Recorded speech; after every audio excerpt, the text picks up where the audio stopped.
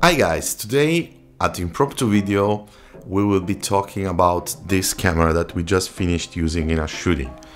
From the back probably you didn't get it, it's the Freefly Wave and it's a high frame rate camera or slow motion camera.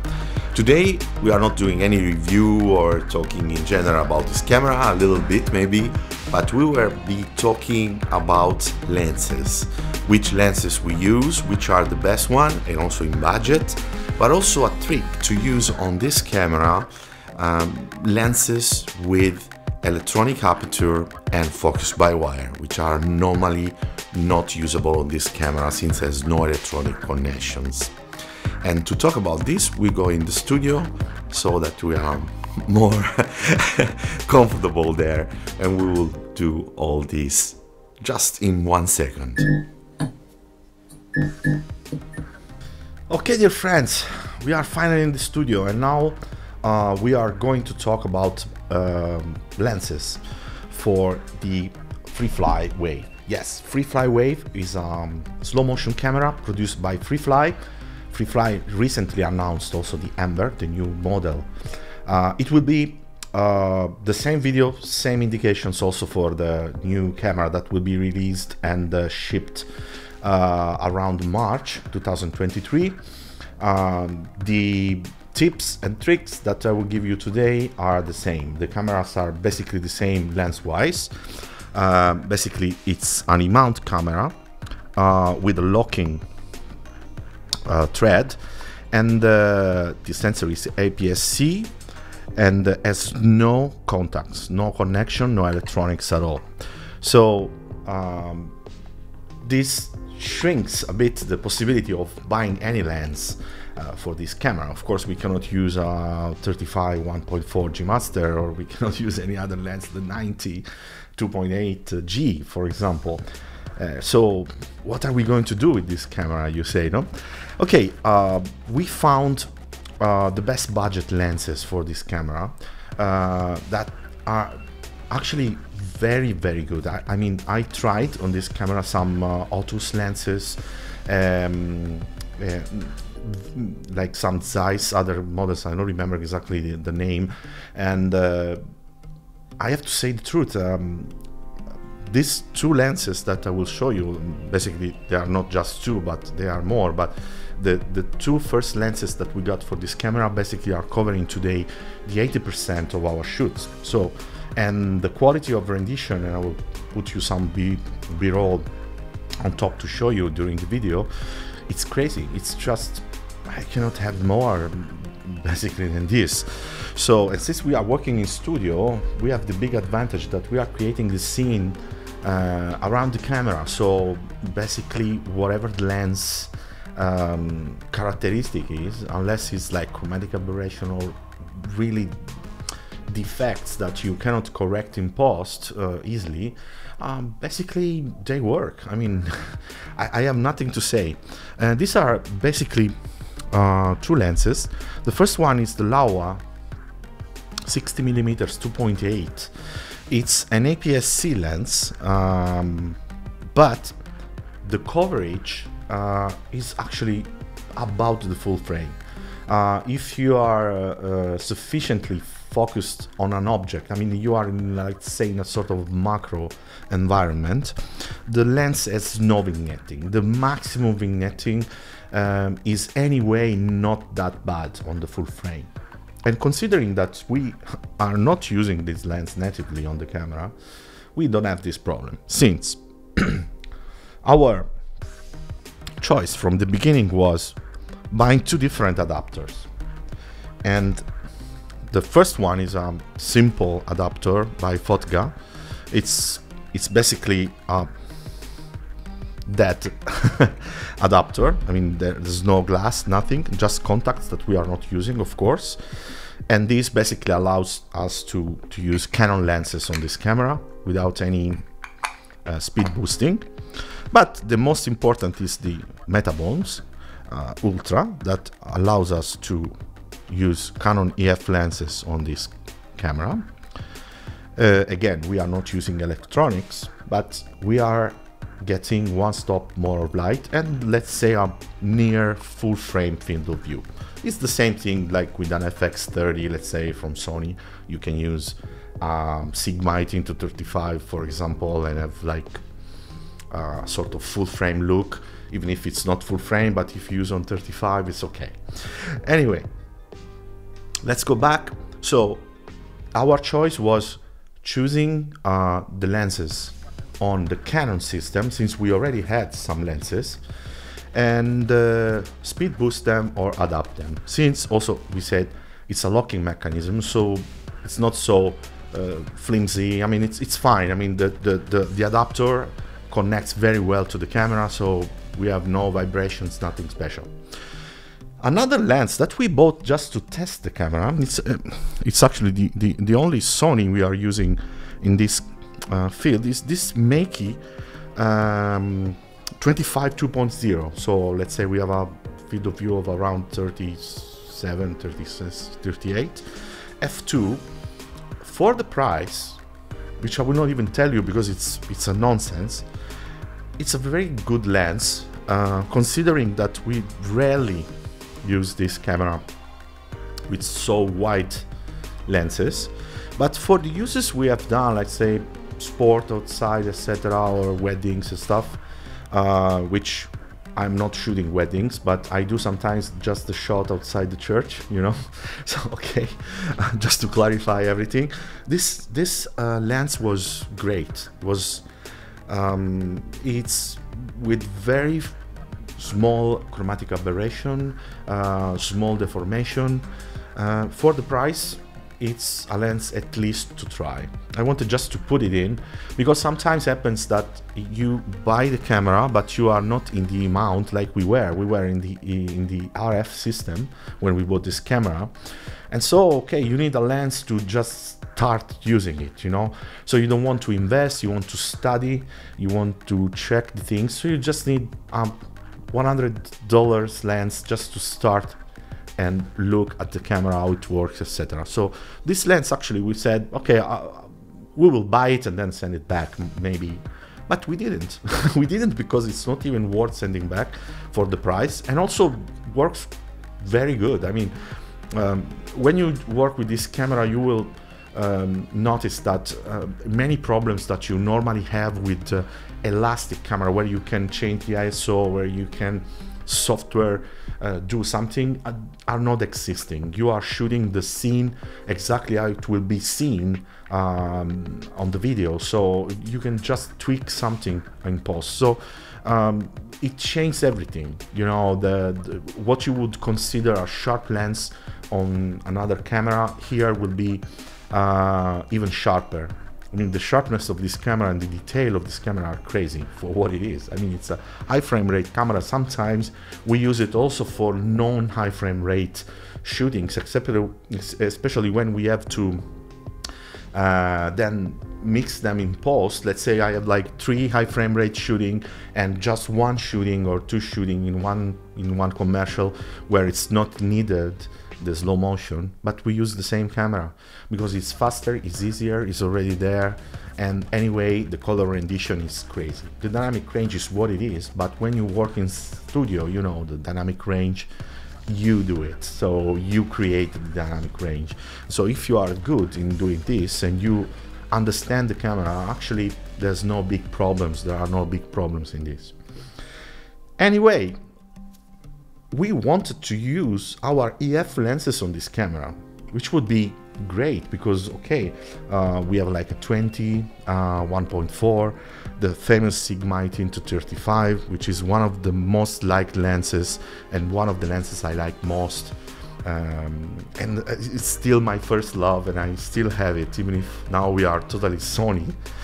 And guys, I tried to find a solution. Basically, we cannot use on this camera anything electronic, so we needed a way to change the focus and to change the aperture totally independent from the camera.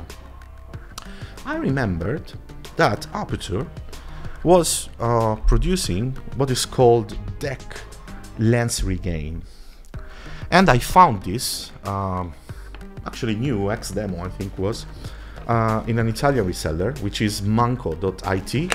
If you want to check it, I think you can find them very easily on eBay. There are different versions. There is an MFT version, blah blah blah. Let's talk about what we are interested in. The version we are interested in is the version without ND filters. Even if you don't find it, you can buy the one with ND filters. Make sure that you have the clear also attachment, otherwise okay, you have to to increase the stops of light on this camera, which is not the case. So there is a version without ND filters and a version with ND filters, and also there are two different versions. This one is the older one. There is the new one that basically differs from this one because it's not basically of this shape. Okay, it's not like with this triangle on the bottom, but like it's quite different. Basically there is a connection with an antenna. It's a bit different from this. This one is perfect. I tested it and it works fine, and I will show you how it works on this lens, not on the camera because I don't think it's useful. The control happens through this handle. And here we can change aperture and focus very easily using the motors internally to the lens. So if you want to use the 1835 on this camera, you just take the Sigma lens, you connect it to the deck lens regain here, and you switch it on. Great. We switch on also the handle. Great. And let's open here. Okay. And basically we can now change the aperture. Do you see it? Great. And we can change the focus. This is a bit tougher to see. Let's see if it's better from this side. You see? We are focusing in and out. And we can change the aperture as well. Crazy, eh? It's really nice. I mean, we can use any lenses from Canon, Sigma, Tamron at this point on this camera. I mean, this opens up the possibilities of this camera. I hope that aperture starts over producing again these products, because they are crazy. I mean, they open so much the market. And the version with the ND is really nice. I mean, the ND is electronic. So if someone can do, let's say, a speed booster, like for example, the Metabones with the electronic ND, it will be another big seller. I mean, it's crazy. Okay, I understand the focus on an adapted lens is not the best, of course, but here we are not using the autofocus. We are just controlling the focus manually through this device. And also we can easily memorize two different settings in terms of focus. And so imagine in a high frame rate shooting, like we can have the focus on the first subject and there is a rapid switch on the second subject. We just press here and we have the focus changed. So it's really nice, and for the price at the end, we are talking about something that you can easily find on eBay for $200, $300, no more than this. I think it's totally worth.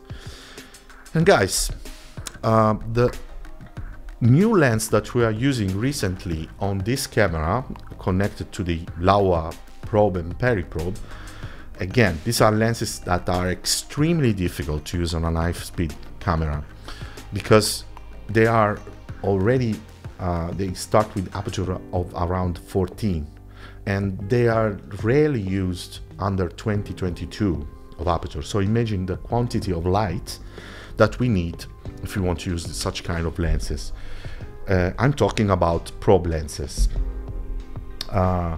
Near the periprobe that we already use in the EF version, we also got this new product here, which is the Astrohori 28 millimeters. So it's slightly less wide, shorter than the Laowa probe, and it's f13 to start. So we have like a quarter of stop, probably more, and basically it's very similar to the making of the new periprobe system. So we have like the barrel that goes to the camera, and the lens connects to this barrel. So very nice lens.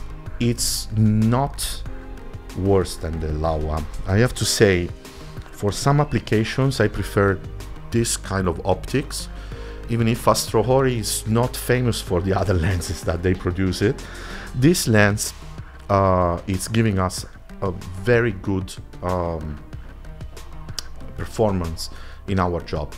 Again, when we talk about a slow motion camera, this kind of lenses require a lot of light, guys.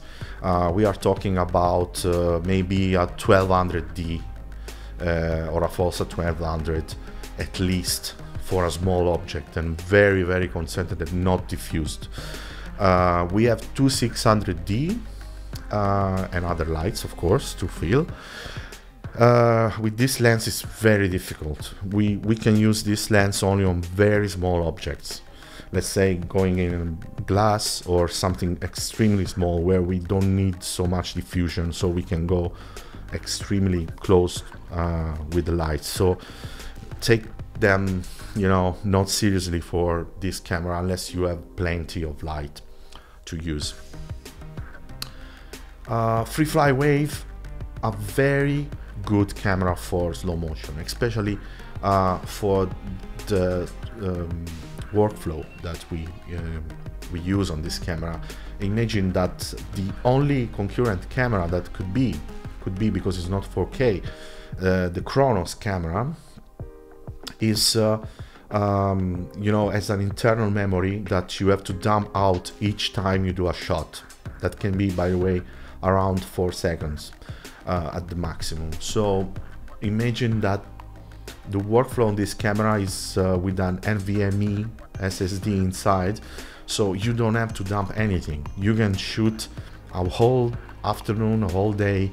Okay, you got me. No, you don't shoot the whole day. I mean, you shoot different things. Okay, small shots the whole day, and then with their software on your computer, you can cut, you can tweak a little bit the color, especially the black. You can reconfigure a little bit, and then you can export finally. So it's a bit different. I mean, I think this camera is a time saver. In the studio, we don't have computers enough powerful, you know, to take out the shoot, etc. So and in this kind of shootings, don't think about, okay, I did the shoot, so tomorrow I will check it. No, in these shootings, this kind of shootings where everything needs to be perfect, you want to check everything immediately on your computer before saying cut. So it's very important to have a camera with an hard drive inside, with an SSD inside, so that you can immediately connect to the computer, you can immediately download, you can immediately preview in high resolution what you did. Otherwise it becomes very tricky. I mean, imagine a shot where you made already a lot of mess with maybe some liquids or some cream or something, or you have food, the food is hot and you are doing something like this, and at the end, okay, you have the footage on your camera, you review it through a small monitor, and then you have to export it and then delete the memory, and maybe you failed something and you have to redo the shoot. So it's totally different. In this case, we can do multiple shots, maybe a little more underexposed, overexposed, with more blacks, less blacks, more field, less field. So we are sure that at the end of the shot we got our product. That's why the Freefly Wave, in my opinion, is one of the best cameras if we compare it also to the bigger models. And the Ember would be another top seller, even if of course the price is extremely higher. It's like, if we consider the used price of this camera, it's like 5 times more. But okay, it's a great camera, has integration with the iOS, and so guys, they are doing great jobs. Of course, the cost is higher than other cameras because the components are costing more, and also the production is very limited. It's not like a Sony FX3 that they produce millions on these cameras. These cameras are like 200, 300, 400, 500 per year. So imagine how much research and development this takes, and of course we have to pay for their job and for their hard work they did at Freefly. So we are done, and thank you for this first video in English on this channel, and the next one will be very interesting. It will be about the Sony world, and I hope my English is enough for you. If it's enough, please subscribe to this channel, give me a help, and I will bring you more and more content about videography, especially on tabletop and stuff like this. Guys, thank you so much, and see you soon at Impromptu.